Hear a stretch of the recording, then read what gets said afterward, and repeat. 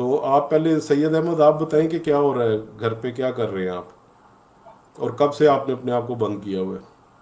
जिसमें काफी दिन हो गए हैं, तकरीबन दो दूसरा हफ्ता चल रहा है जब से हमें तकरीबन 2 हफ्ते पहले की बात है कि जब वो नोटिफिकेशन या उनकी काबीना की मीटिंग हो रही थी सीएम साहब की, तो जब उन्होंने ये फैसला किया कि अब यूनिवर्सिटीज बंद होगी, तो हमें वार्डन चीफ वार्डन साहब से नोटिफिकेशन मिला कि आप जो है खाली कर दें हॉस्टल ना कल दोपहर 12 बजे तक, यानी कि 24 घंटे का हमें टाइम दिया गया।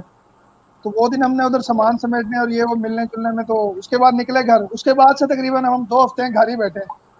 तो उसमें ये है कि ज्यादातर टाइम जो है सोशल मीडिया पे लग रहा है। शुरू में कुछ मूवीज देख ली, जब मूवीज देख के थक गए तो उसके बाद कुछ बुक रीडिंग की तरफ आ गए। बुक रीडिंग के अलावा, इसके अलावा थोड़ा सा और मेरा ये है कि एक वेबसाइट मुझे मिली थी डिजी स्किल्स के नाम से, तो उस पे मैंने सोचा क्यों ना कुछ प्रोडक्टिव काम सीखा जाए जो बेनिफिशियल हो मेरे लिए या सबके लिए। तो उसमें मैंने कुछ अप्लाई किया था कोर्सेज में। उसमें एक था क्रिएटिव राइटिंग और फ्रीलांसिंग। तो मेरा टाइम फिलहाल इसी तरह चल रहा है, या मैं बुक्स रीडिंग कर लेता हूँ, ऑनलाइन क्लासेस चल रही हैं वो निकल जाता है टाइम, और इसी तरह एक्टिविटी चल रही है ओवरऑल। अच्छा, तो ऑनलाइन क्लासेस किस चीज़ की चल रही है? ऑनलाइन क्लासेस यूनिवर्सिटीज की चल रही हैं अभी। अच्छा अच्छा, ठीक हो गया। इधर लाहौर में भी स्कूल वालों ने बच्चों की शुरू करवा दी हुई हैं क्लासेस। लेकिन ये है कि जिस तरह आप एक बच्चा जो है वो स्कूल में जाके सीख सकता है, ऑनलाइन शायद उस तरह ना सीख पाए। इस चीज़ का असर तो हो रहा है बच्चों पे। जी बिल्कुल, ये ऐसे ही है। वो बड़ा खाना एक पूरी फर्क वाज़ह नजर आता है। तो मुनीबुल्ला, आपसे तो खैर कौन वाकिफ़ नहीं है। आप तो अब खैर माशाल्लाह you are on your way to be a motivational speaker soon. तो जी आपकी वीडियोस भी हम इंशाल्लाह। देखते रहते हैं फेसबुक पे और बड़ा अच्छा लगता है देख के।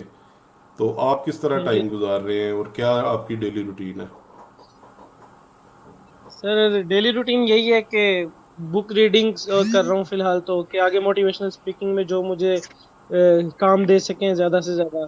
तो उसके अंदर अभी मैंने एक सफ़र के नाम से शुरू की है, और एक तारीख की मुराद किताब है वो शुरू की है। उसके अंदर जो है वो हज़रत अबू बकर से लेकर कायद आज़म तक जितने भी हमारे लीडर्स, इस्लामिक लीडर्स और नॉन इस्लामिक लीडर्स गुजरे हैं ना, उनकी सबकी दो दो तीन तीन सफ़ों के खाके हैं। तो वो बुक एक शुरू की है।